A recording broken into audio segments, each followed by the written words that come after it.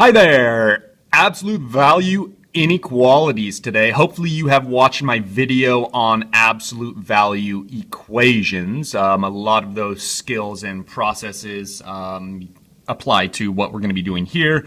Absolute value inequalities have some intricacies to them, some rules that we need to follow, and also some special cases that we need to be aware of. First things first, you need to isolate the absolute value. So get those absolute value bars all by themselves on one side of the equation. Now, anytime throughout this process, if we multiply or divide by a negative number, we need to flip our inequality. So if we were greater than, we would flip it to less than, and vice versa. This works for greater than or equal to, so we could have the equal sign in either of these. Once we have those absolute value bars isolated, we take what is inside the absolute value, we set it once to a positive, we take what's inside and set it once to a negative, just as we did dealing with absolute value equations.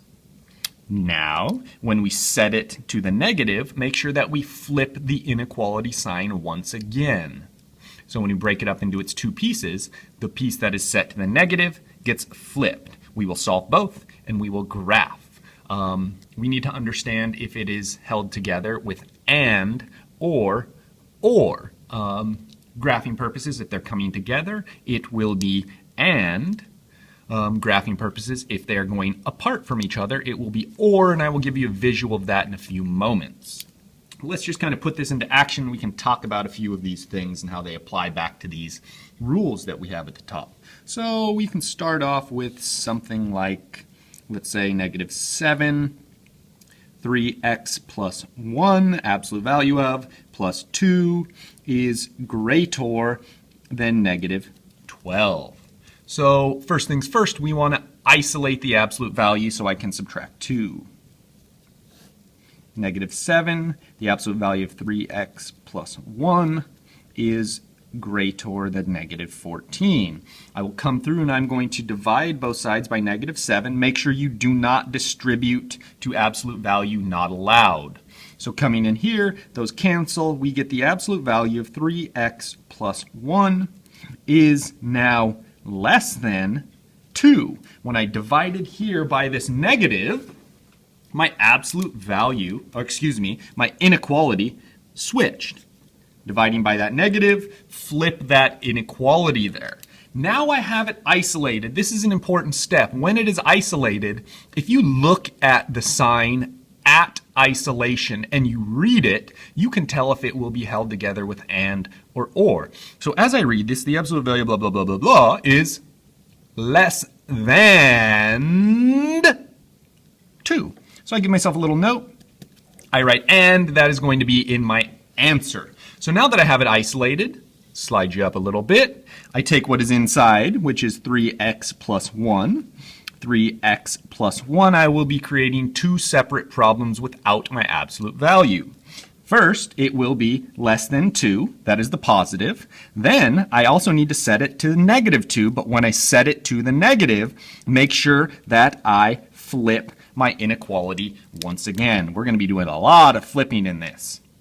Now I solve both of these. So -1, 3x is less than 1, divide by 3, x is less than 1/3. Great. Coming into the next one, -1, -1, 3x is greater than -3, divide by 3, x is greater than -1. I take my and sign and I would put it right there between those two. That is an appropriate answer, and if you put them on a number line and you graph them, you would have 0, you would have -1, and you would have 1/3. These do not have the equals component, so I will have an open circle and an open circle. X is less than 1/3, that will be moving in this direction. X is greater than 1, that will be moving, -1, that will be moving in that direction. And as you can see, we have the overlap when we are dealing with the and. So that is a visual representation of your answer, and there is the inequalities. Okay, let's keep on moving down the line here. There is a lot to these, so let's cover a few more examples.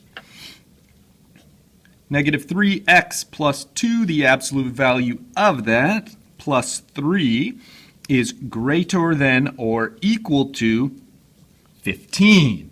All right, coming through here, we will subtract 3 from both sides to get my absolute value bars isolated. Negative 3x plus 2 is greater than or equal to 12. I'm looking at that. It is isolated, so I can read my inequality. The absolute value, blah, blah, blah, blah, blah, is greater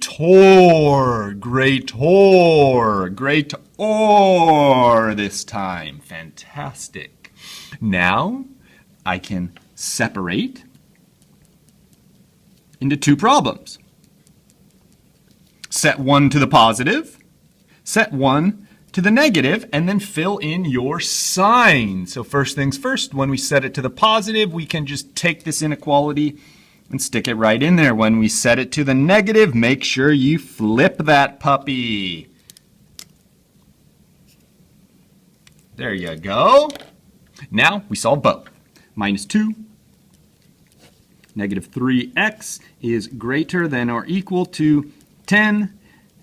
X is, I'll show it. When I divide by that negative, make sure to flip your inequality, negative 10 thirds. That was another flip because we divided by that negative value. Come in here, minus 2, negative 3x less than or equal to negative 14. Divide by negative 3. X greater than or equal to 14 thirds. That was another flip when I divided by my negative. There you are. These are held together with that magic word or. Visual representation of this on our number line. 0, negative 10 thirds, 14 thirds. I see that equal component here. I see that equal component here. These will be solid circles. Now, x is less than or equal to negative 10 thirds. Less than a negative will be negative. So heading in that direction, going away. And then greater than or equal to this. Heading in that direction. Now, as you can see, it is slightly different from the previous problem that was held together with and. Those were coming together. The or is going apart. We will look at a couple more examples right here. Some special cases now. Let's see. Negative 2x plus 4 minus 6 is less than or equal to negative 11. And then I will give us a little separation here. Negative 2x plus 4 minus 6 is now greater than or equal to negative 11. Very, very, very similar problems. The slight difference is our inequality. One is less than or equal to, the other is greater than or equal to. Same process. First, we're going to add 6.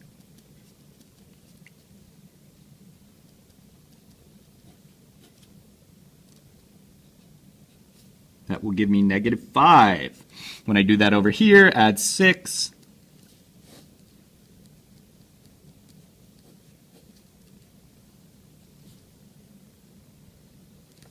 Now I'm looking at this and I'm thinking about it. When we have our absolute value isolated and there is a negative on the other side, we have some issues. If you've checked out my previous lesson or you're understanding absolute value, you know that absolute value is a positive.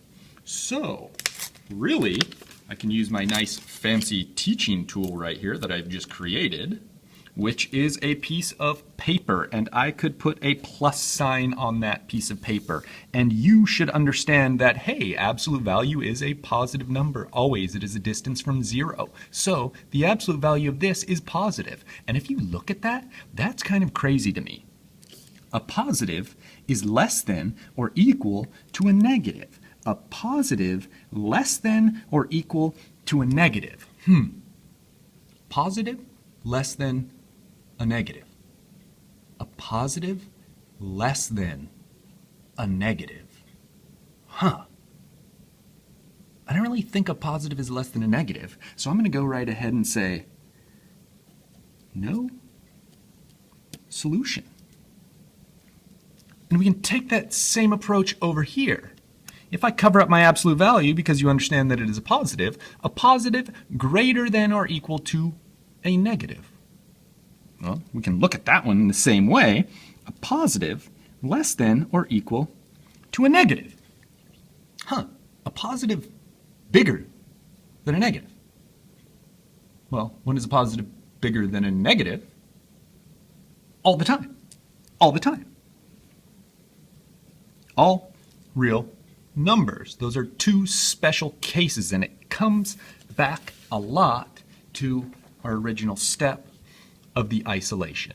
When we have it isolated, we will be getting our sign, and if you have the negative on the other side of your isolation, we have two special cases. No solution, all real numbers.